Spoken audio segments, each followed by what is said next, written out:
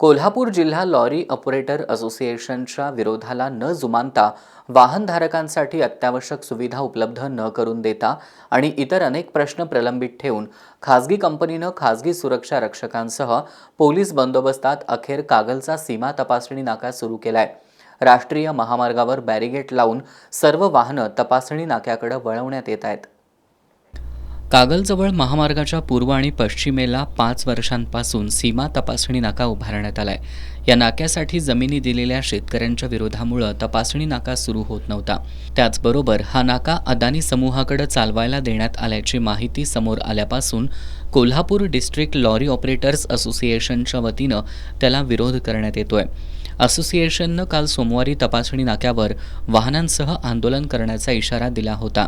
पोलिसांनी असोसिएशनच्या पदाधिकाऱ्यांना स्थानबद्ध करत आंदोलन मोडीत काढलं।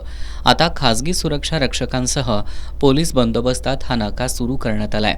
महामार्गावरून जाणारी मालवाहू वाहनं या नाक्यावरूनच नेली जात आहेत। मालवाहू वाहनांचं वजन करण्यासह कागदपत्रांची तपासणी करण्यात येते। या नाक्याच्या परिसरात सीसीटीव्ही कॅमेरे लावण्यात आले असून इथले सर्व व्यवहार ऑनलाईन आहेत। असं असलं तरी परिवहन विभागाच्या इमारतीमधील अधिकारी एकदा तपासलेली वाहनांची कागदपत्र पुन्हा तपासण्यासाठी का मागतात अशी शंका वाहन चालक उपस्थित करतायत।